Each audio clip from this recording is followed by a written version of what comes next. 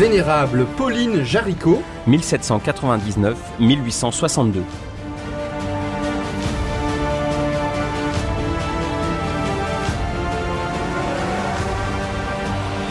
c'est une passionnée de Dieu. Fille d'un commerçant lyonnais qui allait à la messe tous les matins à 4 heures. La vénérable Pauline Jaricot connaît une enfance heureuse. Les visites au Saint-Sacrement et la communion fréquente lui permettent très tôt une intimité avec le Christ. Souvent admirée pour sa beauté, la jeune Pauline adolescente prend plaisir à multiplier les toilettes et à paraître aux yeux du monde. À 17 ans, elle croise le vicaire de l'église Saint-Nizier à Lyon, l'abbé Wurtz, que sa sœur lui présente comme un saint et qui lui demande « Qu'est-ce que la vanité ?» Il se contente, elle lui demande « Qu'est-ce que la vanité ?» Lui, le prêtre, se contente de la regarder, elle porte sa tenue la plus élégante. En un instant, elle comprend et demande à se confesser.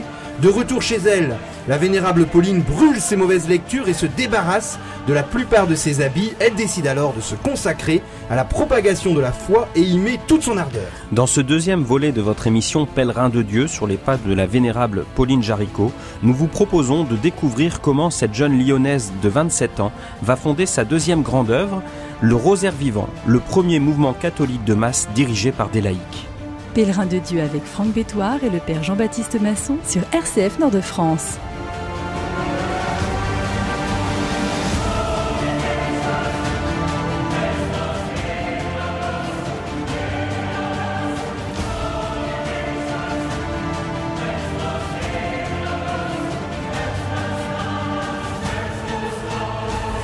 Nous sommes à Lyon, ce début de 19e siècle, avec la vénérable Pauline Jaricot qui, grâce à une magnifique conversion, se donne corps, âme et tous ses biens pour la diffusion de la foi. Nous avons vu l'émission précédente comment elle était la fondatrice de l'œuvre de la propagation de la foi, une grande structure de l'Église catholique pour ranimer les missions.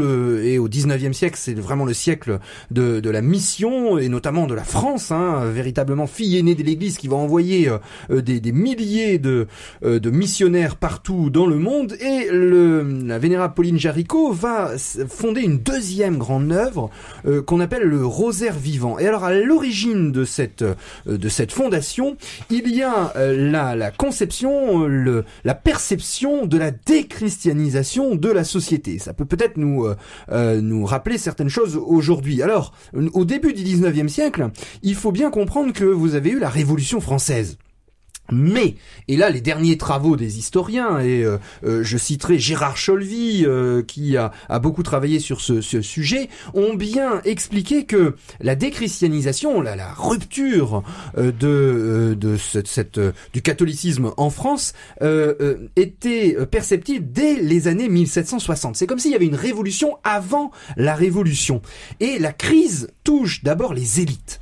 Alors que les Lumières, le mouvement des Lumières en Angleterre et dans le monde germanique reste chrétien, c'est-à-dire les élites restent chrétiennes, en France, il y a un antichristianisme qui gagne du terrain derrière la lutte contre le fanatisme et la superstition des Lumières. Vous vous souvenez, Voltaire qui luttait contre le fanatisme de la religion. Et on sait combien la religion de la future Madame Roland est éloignée du catholicisme. Elle qui sort meilleure d'une messe, et je la cite, c'était une grande figure des philosophes, des salons de cette époque-là, elle expliquait qu'elle sortait meilleure d'une messe où, je la cite, le peuple imbécile est venu sans réflexion saluer un morceau de pain. Et le détachement progresse également tout d'abord dans les villes. À Bordeaux, en 1772, avant la Révolution française, la proportion des non-pascalisants, ceux qui font pas leur Pâques, s'élève à plus du quart. Et c'est la moitié des personnes qui font pas leur Pâques à Troyes en 1787. Et à Paris, on n'a plus que 6000 pascalisants dans une grande paroisse, c'est-à-dire plus de simplement 10% des personnes qui vont faire leur Pâques. Et la philosophie a pénétré dans les ateliers des artisans, constate-t-on à l'Assemblée des évêques en 1782. Et donc, dans les années de Pauline Jaricot, on a ce constat d'une très forte déchristianisation, et là, affectée par ce qu'elle voit autour d'elle, puisque tous les indicateurs concordent.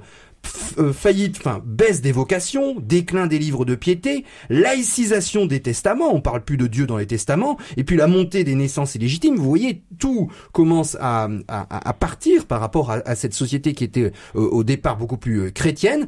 Eh bien, Pauline Pauline Jaricot, elle décide de s'attaquer à la racine du mal, et pour elle, c'est son expression, le seul antidote à l'athéisme, c'est la vie de prière. Et donc, on peut être très étonné par l'œuvre qu'elle fonde avec la propagation de la foi, parce que elle propose, elle est obsédée par la question de la pauvreté des masses ouvrières, et donc elle a vraiment ce désir, elle va visiter les pauvres, elle a ce désir de soulager les misères. Et puis, elle fonde une œuvre où elle demande aux gens des sous pour la mission, pour envoyer de l'argent au loin. Et donc, on ne le comprend que si on perçoit que le but de Pauline, c'est de faire sortir l'amour du Christ des cœurs et de faire une œuvre d'évangélisation, d'humanisation par l'annonce de l'évangile. Et donc, elle fonde son œuvre en proposant à chacun de participer avec ses moyens très pauvres, un sou c'est très peu, et bien de participer à cette grande œuvre de l'annonce de l'évangile et d'y inclure les pauvres et les ouvriers sans ressources. Et donc cette œuvre de propagation de la foi se fonde et se développe avec un succès fabuleux. Et puis très vite dans la même mouvance, elle va fonder donc quelques années après, en 1926, l'œuvre du Rosaire vivant, et donc qui est une œuvre en quelque sorte de collecte de la prière. Elle a collecté les sous pour la mission, qui s'accompagnait de prière, et maintenant avec le Rosaire vivant, il s'agit de proposer à chacun de prier. Donc il y a 15 mystères, aujourd'hui on a 20 mystères dans le Rosaire, avec les mystères lumineux que le pape Jean-Paul II a ajoutés. Et donc à l'époque on a 15 mystères dans les 5 mystères joyeux, 5 mystères douloureux et 5 mystères glorieux. Et puis donc chacun s'engage, prend sa part, et on met en commun ce lot de prières pour ensemble célébrer prier, méditer l'évangile et célébrer les mystères du Christ à travers la récitation du rosaire.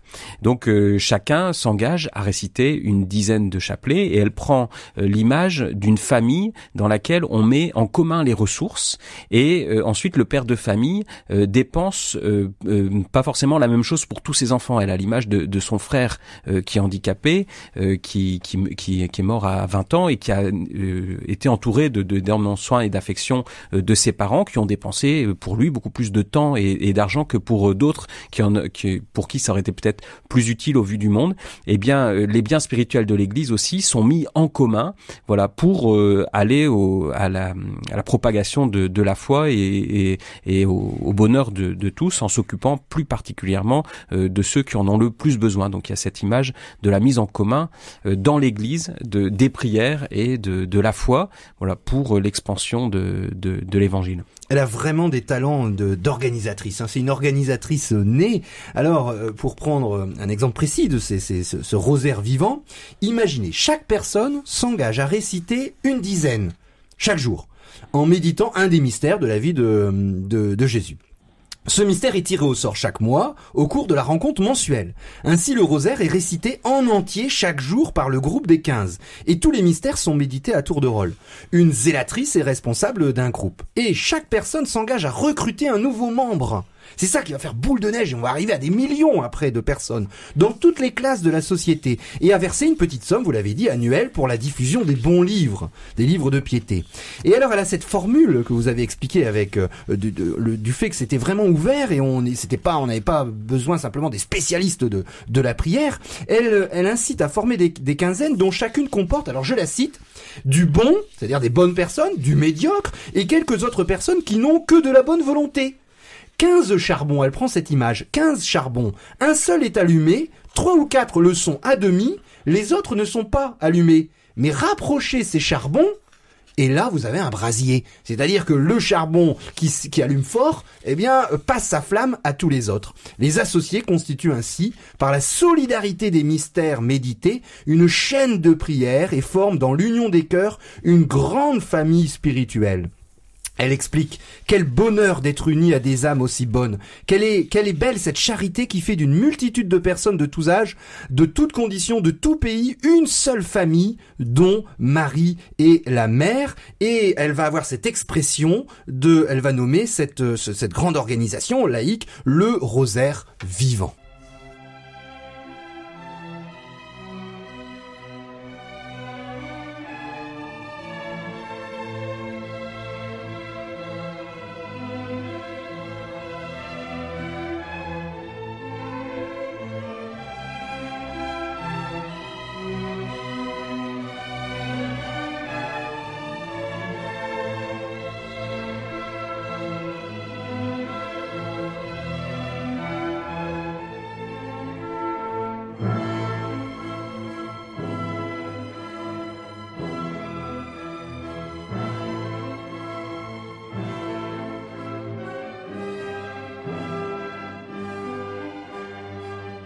Pèlerin de Dieu sur RCF Nord-de-France.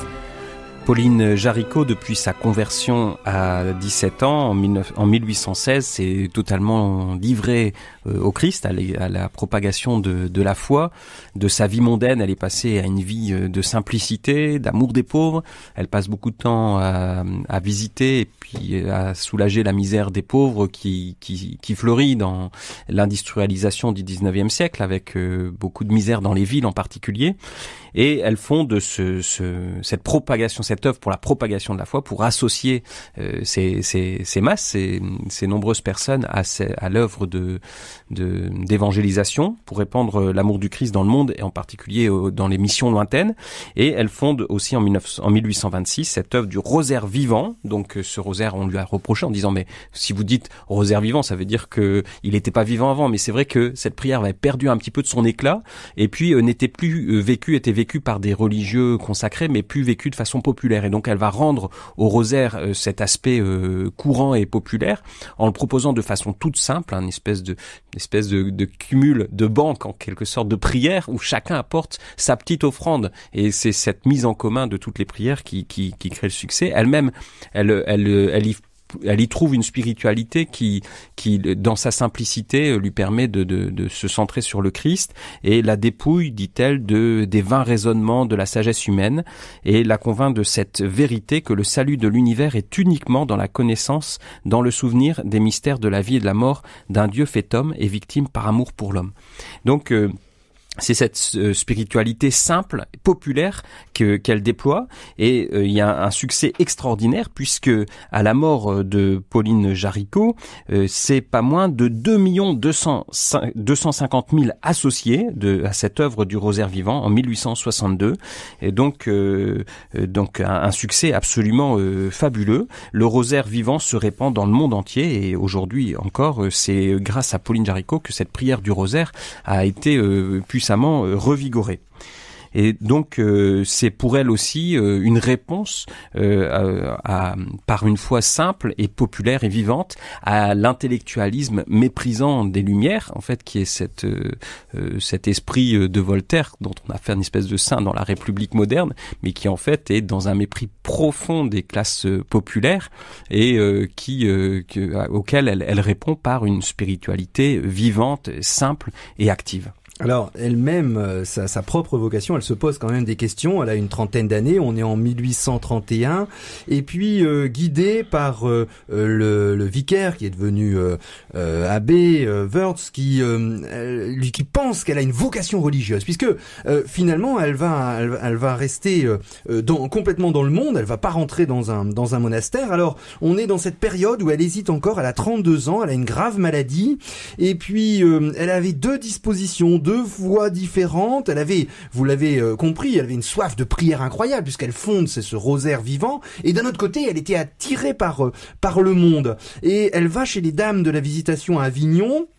Et finalement, elle s'abandonne pendant 8 jours, elle fait une grande retraite pour savoir qu'est-ce qu'elle va faire de sa vie. Et quand elle revient, elle va changer de lieu, elle va s'installer, on est en 1832, elle a 33 ans. La vénérable Pauline Jaricot s'installe à Nazareth, une petite maison située à côté de la chapelle de Fourvière, louée par son frère Philéas, qui était parti dans les missions à Paris, aux missions étrangères. Et puis là, elle va placer une statue de Marie au-dessus de la porte d'entrée et fait inscrire au fronton de la façade « Marie conçue sans péché, priez pour nous ». Elle installe une chapelle à côté de sa chambre où elle instaure la pratique de l'adoration eucharistique permanente. Et elle rassemble autour d'elle une communauté de jeunes filles pieuses qu'elle nomme les filles de Marie. Alors je la cite, « Je fis appel à 6 sœurs hospitalières, toujours installées à Nazareth, à quelques associés du rosaire vivant et quelques pieuses et fidèles amies ouvrières de Saint-Polycarpe. » C'est une paroisse dans le centre de Lyon. C'est ce petit troupeau composé d'une vingtaine de personnes que je fis venir auprès de moi pour commencer et je les appelais les filles de Marie. Et elle explique qu'il fallait se placer dans une vie de prière. Chacun avait sa place au réfectoire et chaque jour jour, on visitait les pauvres, on répartissait les portions dues à la Vierge. Et cette maison de Nazareth ne peut suffire à la société de Marie, aux innombrables visites, et la petite famille va s'installer alors dans une maison plus proche. Vous voyez, ça c'est un peu la sainteté, c'est-à-dire dès qu'on commence à faire quelque chose, ça prend de l'ampleur. Elle va s'installer sur la colline de Fourvière, au pied de la chapelle de la Vierge, que la vénérable Pauline va appeler Lorette, en souvenir d'un des lieux de pèlerinage à Marie, les plus connus à cette époque. Et le 15 août 1833, à 34 ans, fête de l'Assomption, les sœurs descendent en procession de Nazareth à Lorette. On est dans la montagne, là, juste en dessous de la colline de Fourvière, qui devient le couvent des filles de Marie et le bureau principal du Rosaire vivant.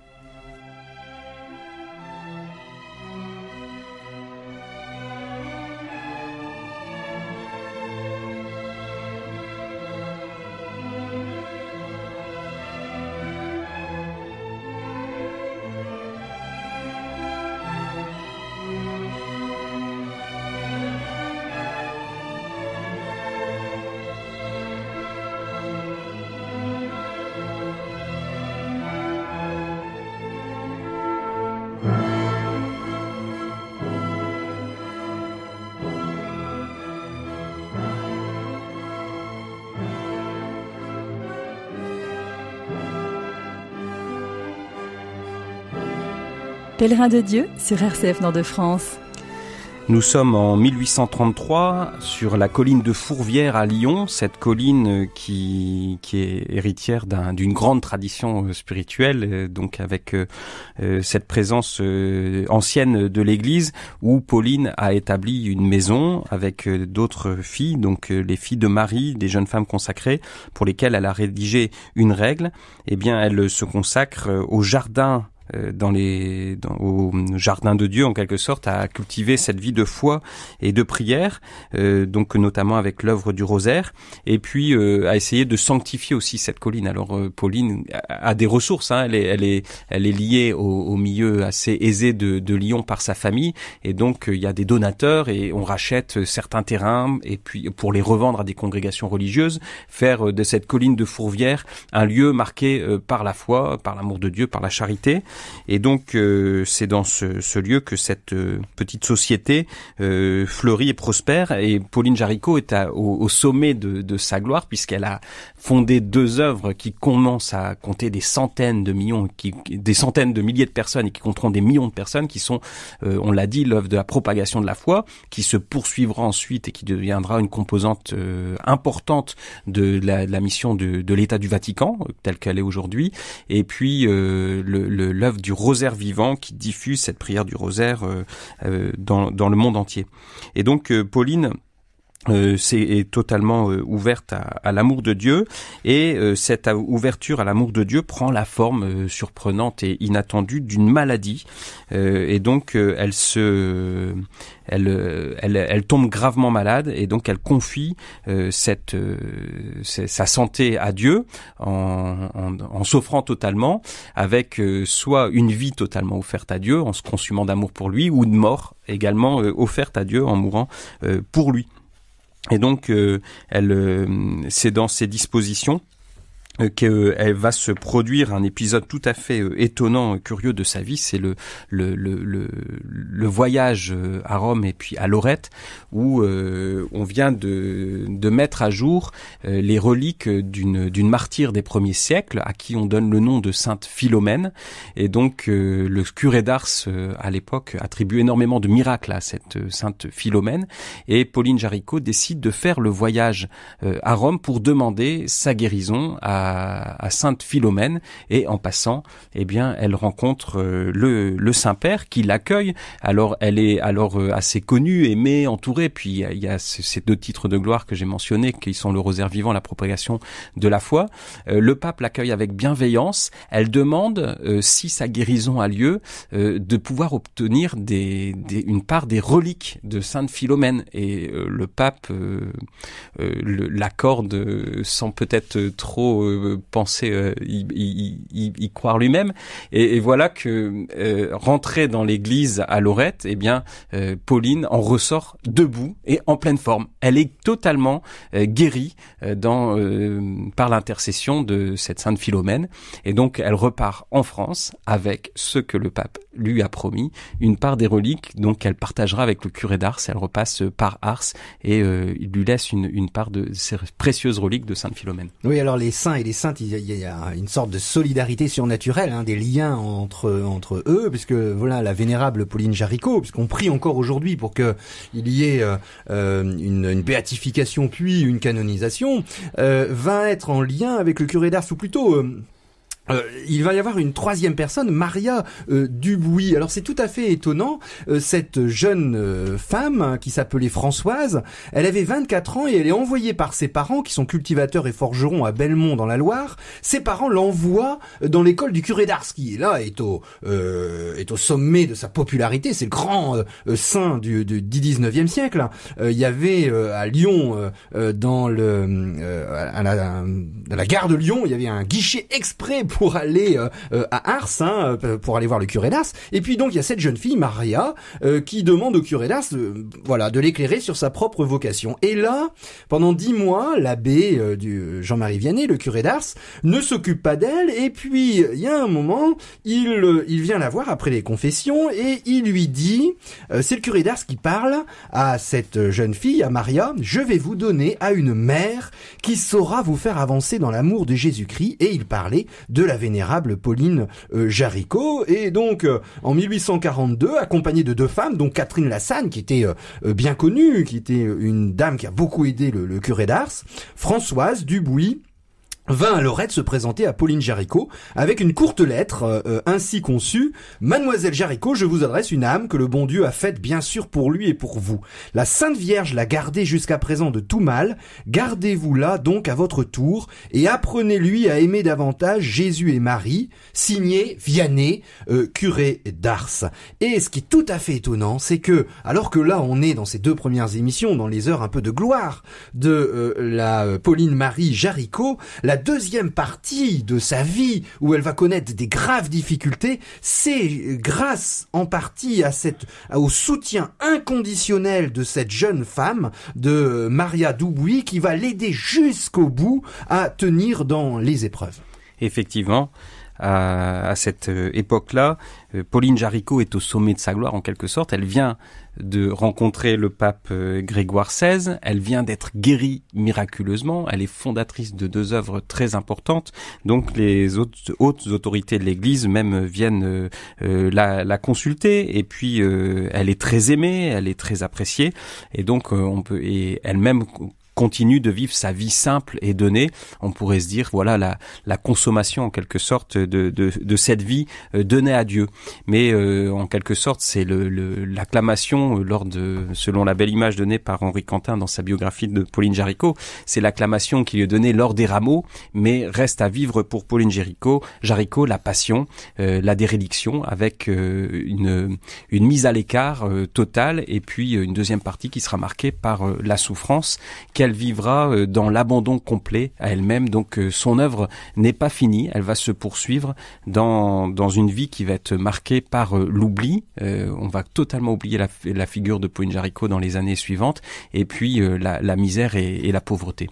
Mais ce qu'il ne faut pas oublier, c'est ces 2 œuvres, hein, le rosaire vivant qui est encore présent aujourd'hui, et puis ce qu'on vous a expliqué, les œuvres pontificales missionnaires. Encore aujourd'hui, ces œuvres sont très présentes. Je vous donne un chiffre. Il y a plus de 1100 diocèses sur les 5 continents qui reçoivent par les œuvres pontificales missionnaires, qui vont être un petit peu réorganisées depuis le 19e siècle, mais l'aide nécessaire à la mission d'évangélisation dans plus de 70 pays, les plus pauvres. Cette œuvre qui se trouve à Rome, hein, parce que au départ c'était à Lyon et puis ça va être déplacé à Rome, c'est imaginer une mission d'évangélisation pour près de 77 000 séminaristes et 220 000 catéchistes, et cette part est très importante. On a également une journée missionnaire mondiale tous les ans pour refaire vivre cette flamme qu'a vécue et qu'a nourri la vénérable Pauline Jaricot de son vivant.